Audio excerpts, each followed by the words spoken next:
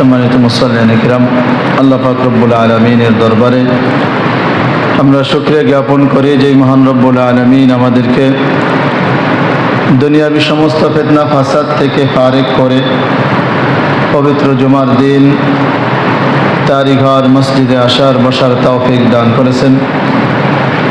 এজন্য আমরা সকলেই জোরে সোরে বলি আলহামদুলিল্লাহ।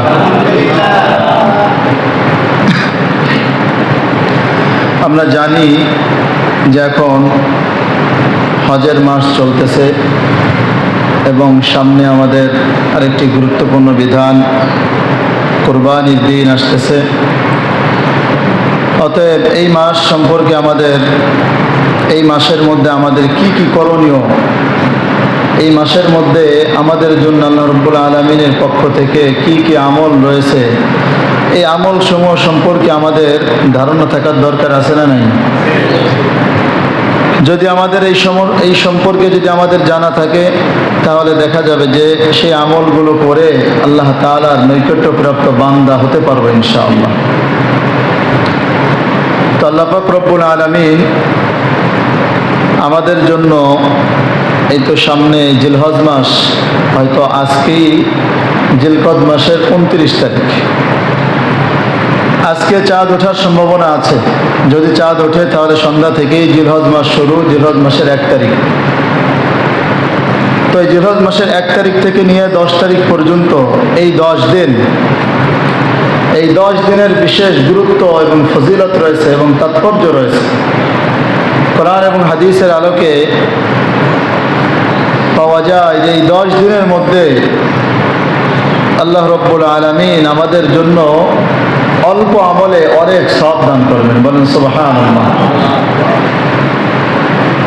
এবং এই 10 দিনের মধ্যে আমরা যদি লক্ষ্য করি, দেখা যাবে যে অনেকগুলো আমলের সমাহার।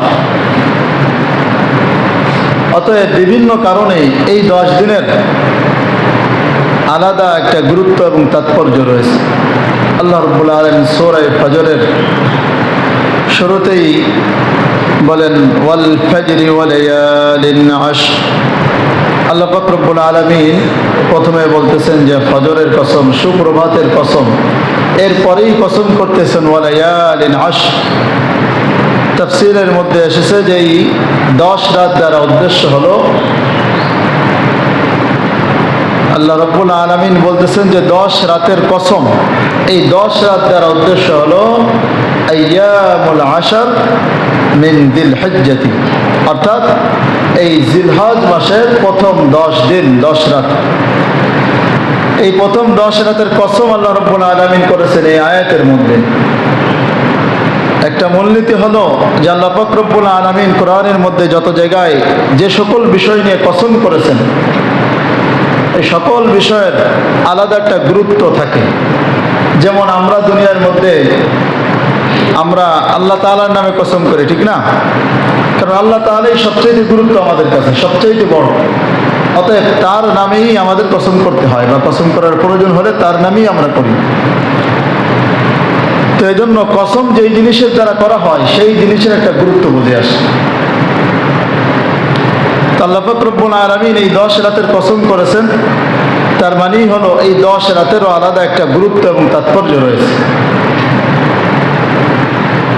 হাদিসের মধ্যে রাসূল আকরাম সাল্লাল্লাহু আলাইহি ওয়াসাল্লাম বর্ণনা করেছেন যে এই 10 রাতের আমলের মধ্যে, এই 10 রাতের মধ্যে, এই 10 দিনের যে আমল করা হবে, এই আমলটা আল্লাহ তাআলার কাছে অধিক প্রিয়।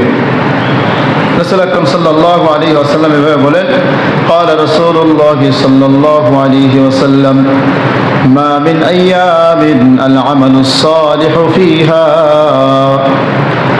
أحب إلى الله عز وجل من هذه الأيام، يعني أيام العشر। রাসূল সাল্লাল্লাহু আলাইহি ওয়াসাল্লাম বলেন যে আল্লাহ রাব্বুল আলামিনের কাছে অন্যান্য সকল দিনের চাইতে এই 10 দিনের আমল, অর্থাৎ জিলহজ মাসের প্রথম 10 দিনের আমল আল্লাহ তাআলার কাছে অধিক প্রিয়। বলেন সুবহানাল্লাহ। এই 10 দিনের আমল আল্লাহ তাআলার কাছে অধিক প্রিয়। শুধু তাই নয়, সাহাবা কিরামগণ রাদিয়াল্লাহু তাআলা আনহুম তারা জিজ্ঞেস করলেন, قالوا يا رسول الله ولا الجهاد في سبيل الله।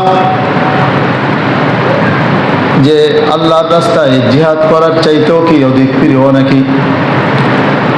রাসূল সাল্লাল্লাহু আলাইহি ওয়াসাল্লাম বললেন, ওয়ালাল জিহাদু ফি সাবিলিল্লাহ।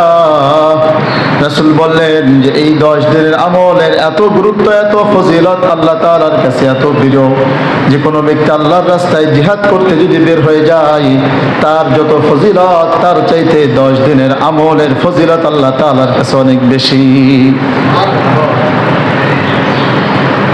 إلا خرج بنفسه وماله ثم لم يرجع من ذلك بشيء।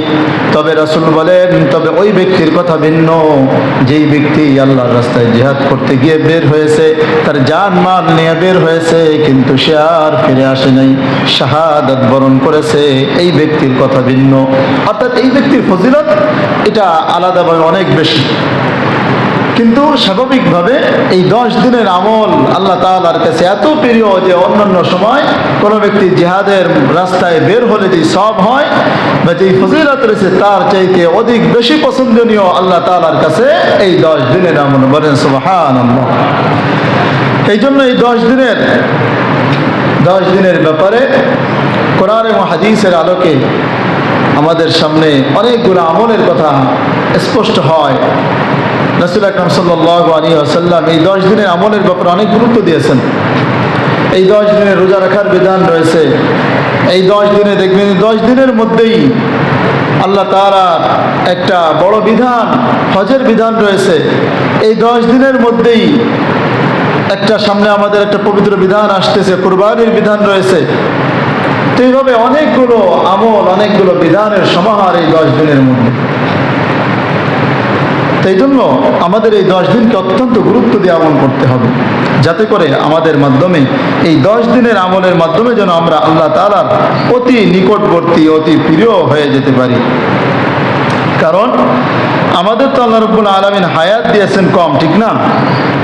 হায়াত দিয়েছেন কম, কিন্তু এই হায়াতের মধ্যে আল্লাহ তাআলা এই বিভিন্ন দিন, বিভিন্ন সময়ের মাধ্যমে আমাদের জন্য অনেক বরকত দান করেছেন। বলেন সুবহানাল্লাহ। যেই দিনগুলো, যেই সময়গুলো যদি আমরা কাজে লাগাইতে পারি, তাহলে দেখা যাবে যে আমাদের জন্য ওই আমাদের আমল এত পরিমাণ হবে যে পূর্ববর্তী উম্মতরাও আমাদের আমলের দিক দিয়ে আমাদের অনেক পিছিয়ে পড়ে যাবে। আবার দেখা যায় যে 9 তারিখ আপনার আরাফার দিন একটা রোজা রাখার বিধান রয়েছে, ওটারও আলাদা ফজিলত রয়েছে। এইভাবে 10 দিনের মধ্যে অনেকগুলো আমলের ফজিলত রয়েছে।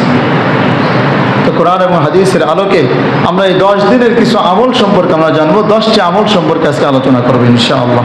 যদি আমরা এই 10টি আমল ভালোভাবে বুঝে নিতে পারি এবং আমল করতে পারি, তাহলে দেখা যাবে যে আমরাও আমাদের জীবনকে আখিরাতমুখী করতে পারবো এবং আমাদের জীবন গুনাহমুক্ত জীবন করতে পারবো। আর যদি কোনো ব্যক্তির আমল নামায় আমরা জেনেছি যে যেই ব্যক্তির আমল নামায় গুনাহ থাকবে না, শুধু সওয়াব থাকবে, ওই ব্যক্তিকে আল্লাহ রাব্বুল আলামিন বিনা হিসেবে জান্নাত দেবেন। বলেন সুবহানাল্লাহ। এই জন্য আমাদের আমল নামা কি গুনাহমুক্ত করার দরকার আছে কিনা? শুধু সওয়াব দ্বারা পরিপূর্ণ করার দরকার আছে কিনা? অবশ্যই আছে। এই জন্য এই দশকের মধ্যে গুরুত্বপূর্ণ আমলের মধ্যে সবচাইতে প্রথম নম্বর, 1 নম্বর যে আমল আমরা করব সেটা হলো যিকরুল্লাহ। আল্লাহ রাব্বুল আলামিনের বেশি বেশি জিকির করা, বেশি বেশি সারা বছর তো জিকির করবো। আল্লাহ রাব্বুল আলামিন তো গড়েই বলে দিয়েছেন, ইয়া আইয়ুহাল্লাযীনা আমানু যিকুরুল্লাহা যিকরান কাসীরা। তোমরা আল্লাহ তাআলার বেশি বেশি জিকির করো, বেশি বেশি জিকির করো। কিন্তু এই দশকের মধ্যে আলাদা ফজিলত রয়েছে। এই জন্য হাঁটবো, চলবো, যেখানে থাকি না কেন আল্লাহ তাআলার জিকির আমরা করতে থাকি। হাদিসে বর্ণিত যে সকল জিকির রয়েছে, সুবহানাল্লাহ, আলহামদুলিল্লাহ, লা ইলাহা ইল্লাল্লাহ, আল্লাহু আকবার, এই ধরনের জিকির বেশি বেশি করবেন। কারণ রাসূল আকরাম সাল্লাল্লাহু আলাইহি ওয়াসাল্লাম বলে দিয়েছেন, মা মিন আইয়ামিন আযম ইনদাল্লাহি ওয়া লা হাব্বু ইলাল্লাহ আল আমালু ফিহিন্না মিন হাযিহিল আইয়ামিল আশর। আল্লাহ রাব্বুল আলামিনের কাছে এই 10 দিনের আমল অন্যান্য দিনের চাইতে অধিক প্রিয়। অন্যান্য দিনের আমল এই 10 দিনের চাইতে বেশি প্রিয় নয়। তাই রাসূল আকরাম সাল্লাল্লাহু আলাইহি ওয়াসাল্লাম বলেন, ফাআকসিরু ফীহিন্না মিনাত তাহলিল ওয়াত তাহমিদ ওয়াত তাকবীর। তোমরা এই দিনগুলোর মধ্যে বেশি বেশি তাহলিল পাঠ করো, তাসবিহ পাঠ করো, তাহমিদ পাঠ করো। তাকবীর পাঠ করো। তাহলিল দ্বারা উদ্দেশ্য হলো লা ইলাহা ইল্লাল্লাহ পড়া, বলেন লা ইলাহা ইল্লাল্লাহ, এই জিকির করা। তাহমিদ দ্বারা উদ্দেশ্য হলো আলহামদুলিল্লাহ পাঠ করা, আর তাসবিহ দ্বারা উদ্দেশ্য হলো সুবহানাল্লাহ পাঠ করা। তাকবীর দ্বারা উদ্দেশ্য আল্লাহু আকবার পাঠ করা। রাসূল সাল্লাল্লাহু আলাইহি ওয়াসাল্লাম বলেছেন তোমরা বেশি বেশি পাঠ করো এই দিনগুলোর মধ্যে। হাঁটতেছে চলতেছে, হ্যাঁ, এই ব্যক্তি যেন কি করে আল্লাহ তাআলা জিকির করে সুবহানাল্লাহ আলহামদুলিল্লাহ, এগুলো বলতে তো কষ্টও লাগে না, শুধু ছোট নাড়ালেই হয়ে যাচ্ছে। তারপরে কোরআন আমরা যারা কোরআন তিলাওয়াত করতে পারি, কোরআন তিলাওয়াত জিকিরের অন্তর্ভুক্ত। কোরআন তিলাওয়াত বেশি বেশি করব। যদি আমরা কেউ নিয়ত করি যারা আমরা কোরআন তিলাওয়াত করতে পারি, এই 10 দিনের মধ্যে একটা খতম আমরা দিয়ে দিতে পারি, চেষ্টা করুন। সারাদিনে 3টে পড়া সহজ না, নাকি অনেক কঠিন? এই 10 দিনের ভিতরে আপনি 9 দিনের ভিতরে শেষ করতে পারবেন, চেষ্টা করবেন। এই জন্য কোরআন তেলাওয়াত আমরা বেশি বেশি করব। তারপরে সবচেয়ে বড় যে বিষয়টা হলো জিকির সাধারণত দুইভাবে হয়ে থাকে, একটা হলো মৌখিক জিকির, একটা হলো অন্তরের জিকির। একটা হলো জবানি, একটা হলো কলবি। মৌখিক জিকির তো আমরা এইভাবে করবো কোরআন তেলাওয়াতের মাধ্যমে, তারপরে আপনার এই সুবহানাল্লাহ আলহামদুলিল্লাহ এগুলো পাঠ করার মাধ্যমে। আর কলবি জিকিরও আপনি অন্তরে অন্তরে এগুলো পাঠ করতে পারেন, এটাও কলবি জিকিরের অন্তর্ভুক্ত। আরেকটা বিষয় হলো যে আপনার সামনে যখন কোনো বিধান আসবে, যখন আপনার কোনো কাজ আসবে, তখন সেই কাজের মধ্যে দেখবেন এখানে আমার আল্লাহর বিধান কি আছে, তখন আপনি আল্লাহকে স্মরণ করবেন এখানে আমার আল্লাহর বিধান কি আছে। এরকম প্রতিটি কাজ যখন আপনি আল্লাহকে স্মরণ করে করবেন, এটাই হবে সবচেয়ে বড় জিকির হবে এটা। আপনার সামনে যখন কোনো গুনাহের কাজ আসবে, তখন আপনি আল্লাহ তাআলাকে স্মরণ করবেন যে আল্লাহ তাআলা নিষেধ করছেন, এটাই বড় জিকির। অন্যথায় আপনি যদি মুখে জিকিরও করতেছেন আবার গুনাহও করতেছেন, তাহলে তো হবে না।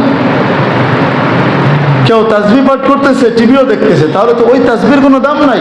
একদিক দিয়ে গুনাহ হইতেছে, একদিক দিয়ে সওয়াবের কাজ করতেছেন, তাহলে কি এটা কোনো কাজ হবে? একদিক দিয়ে খাওয়া, একদিক দিয়ে বাথরুম করে, এটা কি কারো কাছে ভালো জিনিস? প্রিয় ভাইরা আমার, এই জন্য জিকির করবো আল্লাহ তাআলার, একদম আল্লাহ তাআলাকে সন্তুষ্ট করার জন্য। জিকিরের মাধ্যমে অন্তর প্রশান্তি লাভ করে। আলা বিযিকরিল্লাহি তাতমাইন্নুল কুলুব, আল্লাহ তাআলা বলেন জিকিরের মাধ্যমে অন্তর প্রশান্তি লাভ করে। এই জন্য জিকির আমরা পাঠ করবো। জিকির করতে করতে মানুষের অন্তর পরিষ্কার হয়ে যায়, তার কলবটা একদম সুন্দর হয়ে যায়। আর যখন মানুষ গুনাহ করে, গুনাহ করার দ্বারা একটা গুনাহ করে তার কলবের উপর একটা দাগ পড়ে, এইভাবে দাগ পড়তে পড়তে পড়তে কালো কুৎসিত হয়ে যায়। আর যখন কোনো ব্যক্তির কলব কুৎসিত হয়ে যায়, তখন ওই ব্যক্তির কাছে ভালো কাজ আর ভালো লাগে না, শুধু গুনাহের কাজই ভালো লাগে। আপনি নিজের ব্যাপারে চিন্তা করবেন, যখন দেখতেছেন যে আপনার নামাজ পড়তে ভালো লাগে না, একটা ভালো কাজ করতে ভালো লাগতেছে না, বুঝবেন যে আপনার অন্তর কালো হয়ে গেছে, বুঝবেন যে আপনার অন্তরে দাগ পড়ে গেছে গুনাহের কাজ করতে করতে। এই জন্য অন্তর সাফ করার জন্য নেক আমল বেশি বেশি করতে হবে, আল্লাহ তাআলা জিকির বেশি বেশি করতে হবে, সহিভাবে জিকির করতে হবে। কিছু মানুষ তো আছে যে জিকির করে, জিকিরের নামে শুধু হেইয়ো করে। কিছু মানুষ আছে না, হ্যাঁ, মুখের মাধ্যমে কি বলে কিছু বোঝাই যায় না। তো ওইগুলো আর আমি অ্যাক্টিং করে দেখাইতে পারতেছি না, এগুলো আপনারা আরো ভালো জানেন যে কিভাবে তারা জিকির করে। হ্যাঁ, হাত পাও নাড়াইয়া, কোনো হুঁশ থাকে না, হেইয়ো যে জিকিরগুলো করে, এগুলো কি মূলত জিকির? এগুলো জিকির না। আবার অনেক মানুষ আছে দুনিয়ার মানুষের নামে জিকির করে, বাবার নামে জিকির করে। আমার নাম যদি আপনি বারবার ডাকেন, কোনো লাভ হবে? আপনার বাবার নাম যদি বারবার ডাকেন, লাভ হবে? কার নাম ডাকতে হবে? একমাত্র আল্লাহ তাআলা। আল্লাহ তাআলা বলতেছেন ইয়া আইয়ুহাল্লাযীনা আমানু যিকুরুল্লাহ, তোমরা আল্লাহর নাম ডাকো, আল্লাহকে তুমি স্মরণ করো। এখন সেখানে যদি আমি হেইয়ো বলি, ওর ভিতরে কি আছে? আবার নাম দিয়েছে মারিফাতের জিকির। প্রিয় ভাইরা আমার, এই ধরনের মারিফাতের জিকির মিকির আল্লাহ তাআলার কাছে গ্রহণযোগ্য না। হাদিসের মাধ্যমে আমরা যেটা পাবো সেটার উপরে আমল করবো। আল্লাহ রাসূল সাল্লাল্লাহু আলাইহি ওয়াসাল্লাম বলে দিচ্ছেন যে তোমরা এইভাবে পড়ো, লা ইলাহা ইল্লাল্লাহ পাঠ করো, আলহামদুলিল্লাহ পাঠ করো, সুবহানাল্লাহ পাঠ করো, এগুলো হলো সহিহ জিকির। তো এই সহিহ জিকিরের মাধ্যমে অন্তর প্রশান্তি লাভ করে, অন্তর পরিষ্কার হয়। এরপরে দেখা যাবে যে আমার আপনার নেক কাজ ভালো লাগবে, ভালো কাজ ভালো লাগবে, নামাজ পড়তে ভালো লাগবে, একটা স্বাদ লাগবে অন্তরের মধ্যে। এই জন্য এই দশকের মধ্যে সারা বছরই আমরা করবো, তবে এই দশকের মধ্যে আমরা একটু গুরুত্ব দিয়ে বেশি বেশি আমরা একটা আমলের প্রতি, জিকিরের প্রতি গুরুত্ব দেব। নাম্বার 2, যেই দশকের মধ্যে আমরা সব ধরনের গুনাহের কাজ থেকে বিরত থাকবো, সব ধরনের গুনাহের কাজ থেকে বিরত থাকবো। আল্লাহ রাব্বুল আলামিন সূরা তাওবার মধ্যে বলেন ফালা তাযলিমু ফীহিন্না আনফুসাকুম তোমরা এই সম্মানিত মাসগুলোর মধ্যে নিজেদের উপর জুলুম করিও না, অর্থাৎ আল্লাহ তাআলার নাফরমানি করে নিজেদের উপর জুলুম করো না।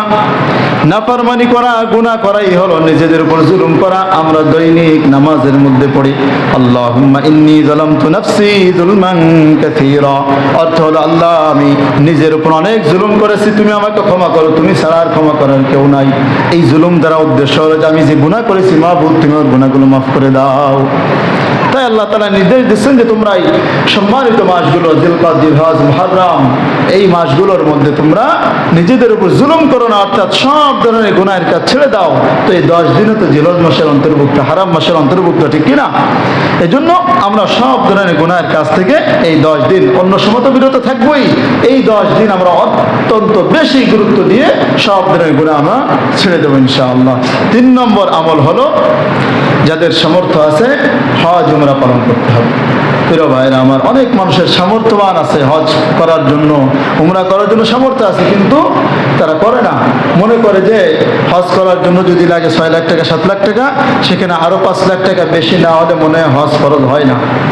কারণ 7 লাখ টাকা যাবে হজের মধ্যে, আরো 2-3 লাখ নিয়ে যাব মার্কেট করতে হবে না।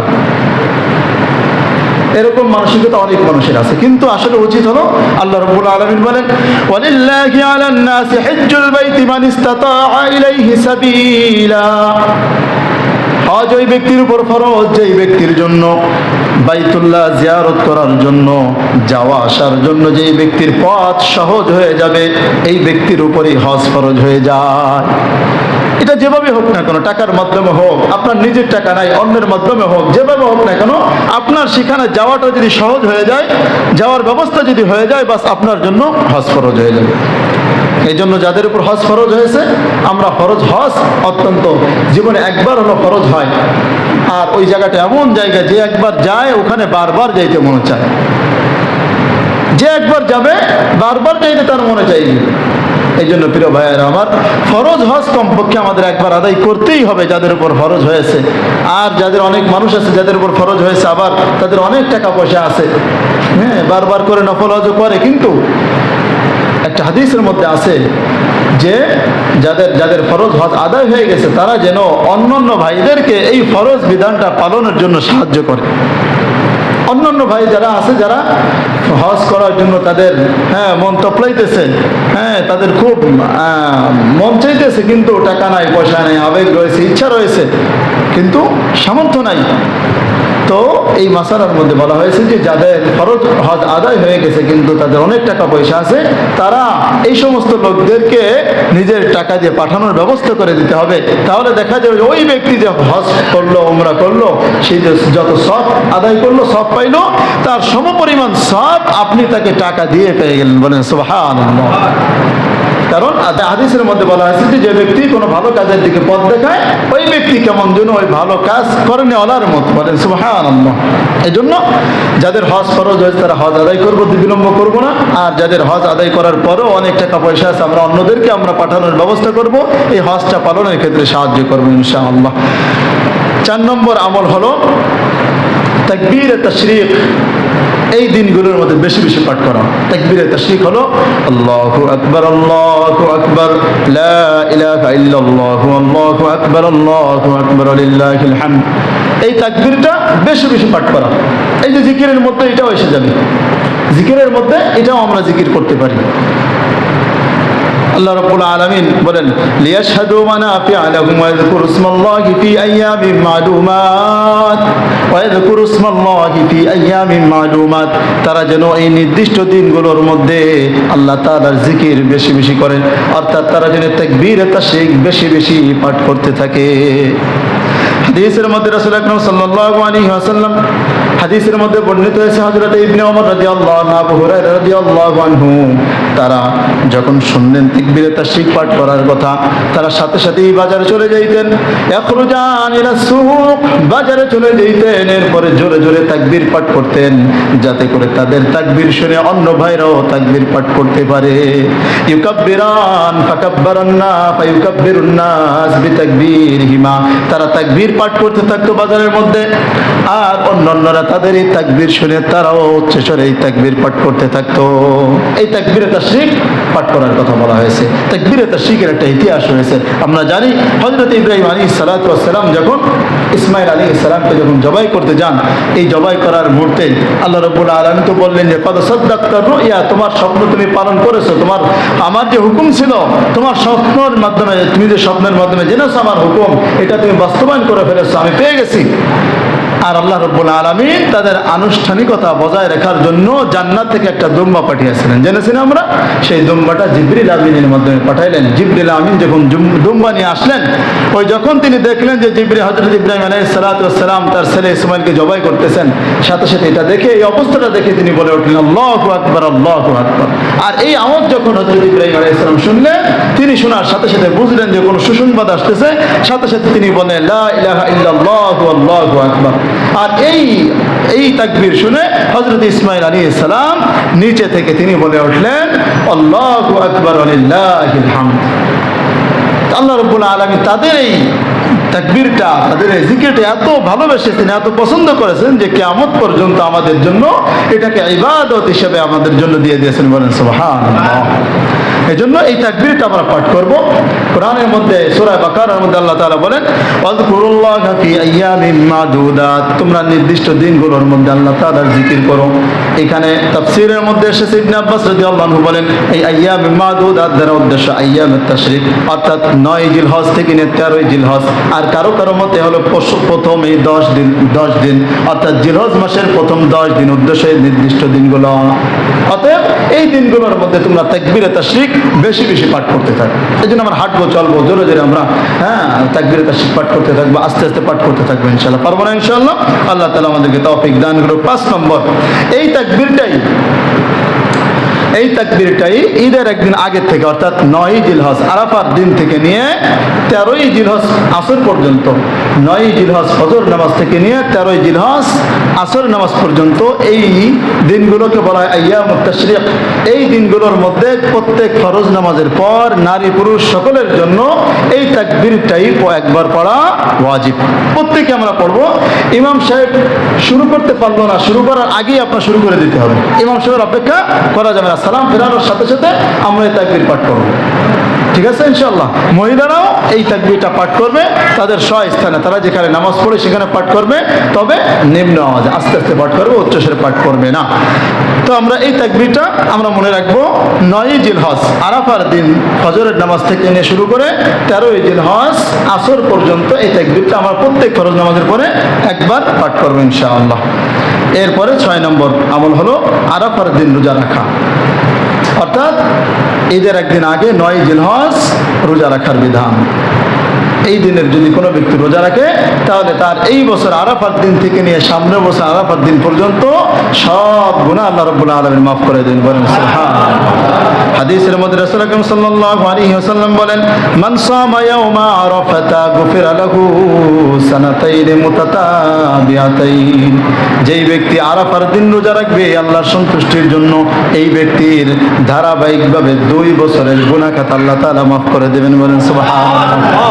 অন্য হাদিসে রাসূল আকরাম সাল্লাল্লাহু আলাইহি ওয়াসাল্লাম বলেন সিয়ামু ইয়াউমি আরাফাতা আহতাসিবু আলাল্লাহ, সিয়ামু ইয়াউমি আরাফাতা আহতাসিবু আলাল্লাহ আইয়ুকাফিরা আস-সানাতাল্লাতী ক্বাবলাহু ওয়াস-সানাতাল্লাতী বা'দাহু। রাসূল বলেন যেই ব্যক্তি আরাফার দিন রোজা রাখবে, এই আরাফার দিন এই আরাফার রোজার দিনের ব্যাপারে আমি আল্লাহ তাআলার কাছে আশাবাদী, যেই ব্যক্তি রোজা রাখবে এই দিন আল্লাহ রাব্বুল আলামিন তার পূর্বের 1 বছর এবং সামনের 1 বছরের সকল গুনাহ খাতা আল্লাহ তাআলা মাফ করে দিবেন। বলেন সুবহানাল্লাহ। আল্লাহ রাব্বুল আলামিন এই একটা নফল রোজার মাধ্যমে আমার আপনার সামনের এবং পিছের সমস্ত সগীরা গুনাহ আল্লাহ রাব্বুল আলামিন মাফ করে দিবেন। সাথে সাথে যদি আমি আপনি রোজা রাখার সাথে সাথে যদি তওবা করতে পারি সমস্ত কবিরা গুনাহ থেকে, তাহলে তার সকল কবিরা গুনাহ আল্লাহ রাব্বুল আলামিন মাফ করে দিবেন। বলেন সুবহানাল্লাহ।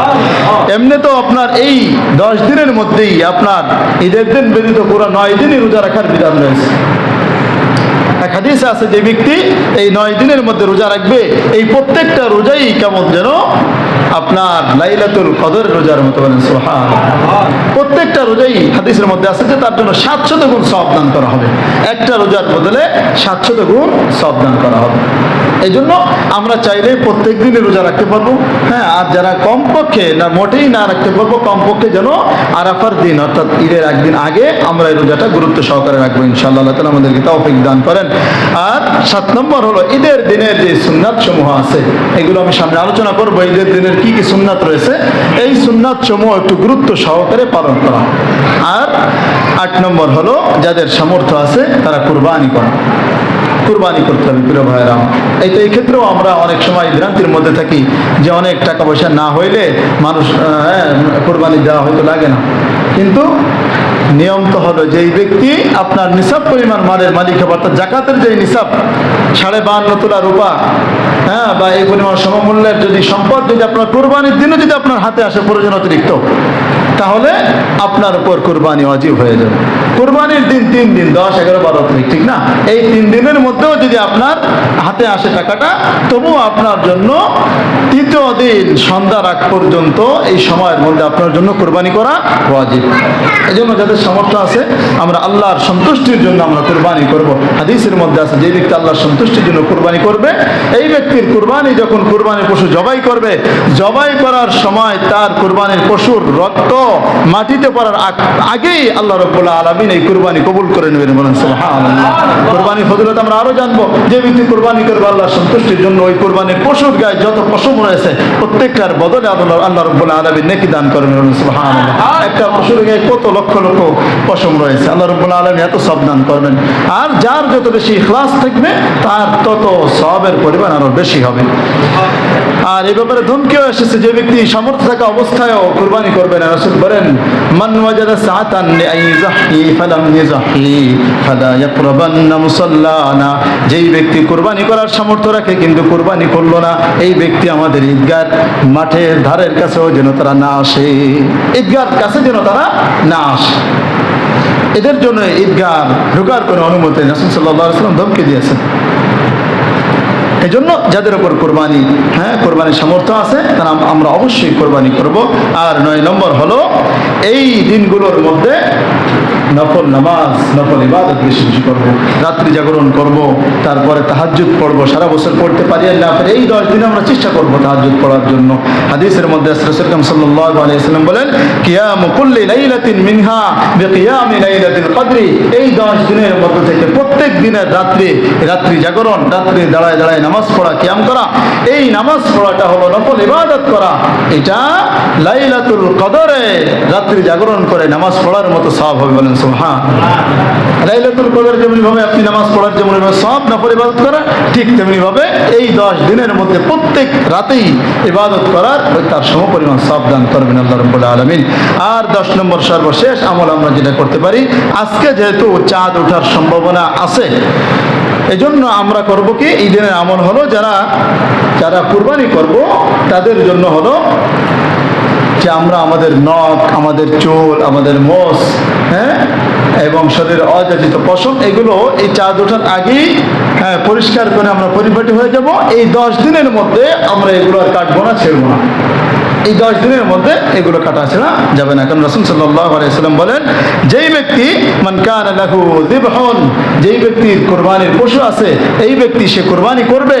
আর যখন সে ফাইদা উহিল্লা লাহুল হিলাল, যখন এই কুরবানির চাঁদ যখন উঠবে, জিলহজ মাসের চাঁদ যখন উঠবে, চাঁদ ওঠার পর থেকে সে যেন তার চুল, তার শার, তার আজফার অর্থাৎ তার চুল, তার নখ ইত্যাদি অযাচিত পশম সে কাটা থেকে বিরত থাকবে। এগুলো যেন কখনোই এগুলো যেন না ধরে, এগুলো না ছেড়ে, এগুলো যেন না কাটে। আবার দাড়ি কাটেন না আপনার, হ্যাঁ, দাড়ি তো সারা বছর, দাড়ি আবার রাখি, হ্যাঁ, দাড়িটা আজকে আবার কাটে পরিপাটি হয়ে থাকেন না যে দাড়িও কাটে একদম ক্লিন শেভ হয়ে থাকি, 10 দিনের মধ্যে তো কাটতে পারবো না। না ভাই, প্রিয় ভাই, আমার দাড়ি রাখা ওয়াজিব ভাই, দাড়ি রাখা সুন্নাতে মুআক্কাদা ওয়াজিব। এটা যে ব্যক্তি দাড়ি কাটবে, এই ব্যক্তির প্রত্যেকটা সময়ে সেকেন্ডে সেকেন্ডে কবিরা গুনাহ হতে থাকবে। আপনি নামাজ পড়বেন তাতেও কবিরা গুনাহ, ঘুমাবেন তাতেও আপনার কবিরা গুনাহ হতে থাকবে।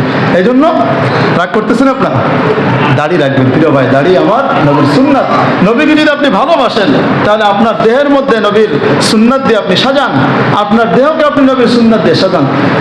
সুন্নাত তো শুধু মহাব্বত তো শুধু খাওয়া দাওয়ার মধ্যে নয়, সুন্নাত তো নবীর প্রত্যেকটা বিধান, প্রত্যেকটা হুকুম পালন করার মধ্যে। প্রিয় ভাইরা আমার, আর যারা কুরবানি করবো না, অন্য হাদিসের মধ্যে আছে যারা কুরবানি করতে পারবো না, কুরবানির সামর্থ্য নাই, তারাও যদি এই বিধানটা যদি পালন করে, হাদিসের মধ্যে আছে তাদেরও আল্লাহ রাব্বুল আলামিন কুরবানি করার সওয়াব দান করা হবে। সুবহানাল্লাহ।